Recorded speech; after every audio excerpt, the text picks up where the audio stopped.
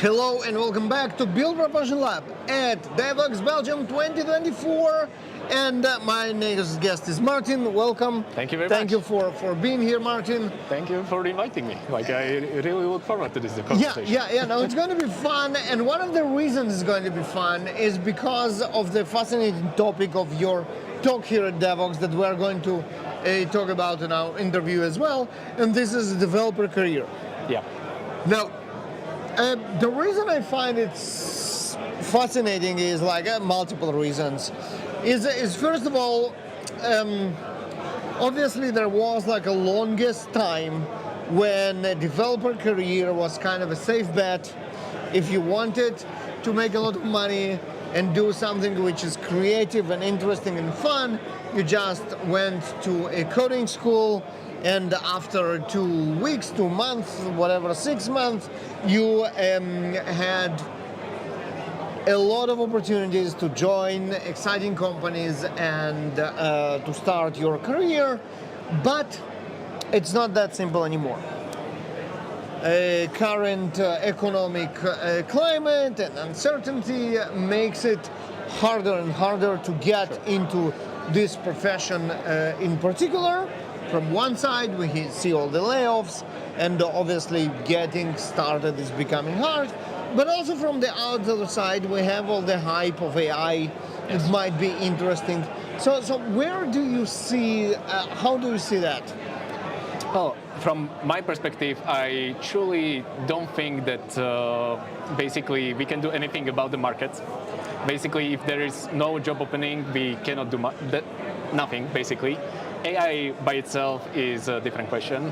I personally don't really think that the AI can do any purposeful replacement of real engineering work. I truly believe that it can replace, these automated, very repeating tasks, which we usually put on shoulders of juniors, which is unfortunate because if we will not hire juniors, we will never get senior engineers. Exactly. That's what kind of disturbs me. What I see is with the AI is it's not a replacement for any software engineer, but it's a kind of if you take an engineer who is senior enough and pair them with powerful enough AI, then it's kind of you don't need juniors anymore, which is a terrible proposition because the seniors eventually need to grow up from juniors. But if you feel like you don't need juniors anymore, you won't hire them, and then you won't have any seniors as well. So how does that? It sounds bad, basically. Well, it is if you look at it from this perspective, but AI is a great helping tool. It's like fire, good helper, but I don't really want to use it everywhere for everything. I still believe that people are a resource which is actually going to make the best code and the best possible projects that we can do. So I would still do my bet on the junior who has this kind of passion for engineering in general, because you can train models how much you want, but eventually I would like to rely on a person in the end. That makes sense, at least for now. So, all right. We have the no openings because economy, and we have we don't need juniors because of the AI. It's bad, but also if there is someone who really is passionate about code, about programming, about writing software, what do they do? How do they solve this impossible equation? So that's exactly what I'm talking about in my presentation. Basically, I split it into 5 different categories, mostly about engineering foundation, some achievable goals, some mentorship, for instance, or basically aiming for some kind of target. I think that there are different strategies that I employed in my career because I grew in my position in Red Hat very, very fast. It's still my first job, and it's more than 9 years now, I think. Wow. I really enjoy what I'm doing, and I want to just share the message, what I did to actually get where I am right now, because I think it was basically a set of good decisions and luck. and I want to share this message so people actually understand what is possible to do in like very short, possibly time span. This is very cool. Let's talk about something that is always fun to argue about. First programming language, or maybe not first, but the programming language, or generally technology stack that will give you the most opportunities in the market. Oh, well, nowadays, if I would make a bet, I still think that the Java is very popular language, but the most opportunities, I would now say probably Python because of AI. But also, Python makes it very appealing as a first programming language because it's so close to natural language to learn. And I actually don't agree with that. Okay. I actually think it actually happened in my university. When I was starting at my university, it was C as a first language. Now they switched to Python. And I kind of believe that people need to go through the pain of like manual memory management to truly appreciate, like automation behind it. So that's a very Eastern European of you. Yes, but like I truly believe that people, like the more abstraction we will put to the language itself, we are basically getting just lazy. And I don't really want to have, if I have a person behind it, I don't want to just have a person who doesn't really understand what is going under the hood.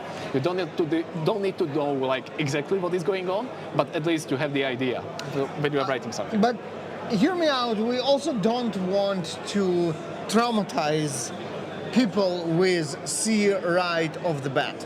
So maybe the right approach is, hey, Python is very friendly and you can do stuff with it, you can be productive, you can create something fun with it.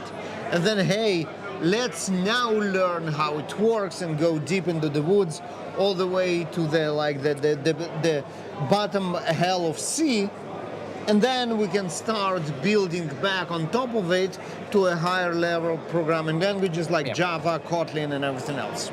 For sure, but in my experience, because I'm also working with students still to this day, I don't really see this. Like once they will start with some form of abstraction, very few people really want to go and take a look under the hood. It's the same when you learn how to drive. You don't really know how the engine works, only if you have that interest to actually open the hood. And that's not so many people. That makes sense. Interesting. Yeah. Okay, so, all right. So back to the original question. What do a student today do in order to build a successful career as a software engineer with all the constraints that we discussed? So I really think that there are a few strategies that you can employ in your everyday life to actually make you a better engineer. First thing is for instance, reading the news also in your free time, to just really keep up with the trends. The other thing is just to basically just aim for something some promotion or fixing of bugs or merging of PRs or something like this. Have something which you are actually trying to achieve, so you can actually accommodate all the tasks or all the stuff that you are making you a better engineer towards that goal. The other thing is, for instance, avoiding burnouts, which is my personal favorite because I'm not very good with it. So that's also something that I want to talk about. Basically, that strategies are will be more in detail explained in my talk. So I don't really want to get into too much details because then I will start telling you my talk. Yeah, no, but the great thing is that here at Devox, all the talks are recorded. Yes. If you are not here, you will be able to see the video of Martin's talk soon enough. So yeah, absolutely. Yeah. So yeah, okay, that's avoiding burnout. Yeah, avoiding burnout, that strong engineering foundation, achievable goals, soft skills, and basically communication and mentoring. I truly believe that we still need to communicate with people to get help from time to time. And I'm also senior engineer, and I'm also asking for help when I need it. Absolutely, for sure, for sure. Martin, thank you very much. That was very interesting and great discussion. And obviously, folks, if you want to learn more about those techniques, make sure to watch Martin's talk that will be published soon enough. With that, thank you. Thank you for coming. And you all keep stay tuned for more episodes of the Build Version Lab here at DevOps Belgium 2024, coming right up.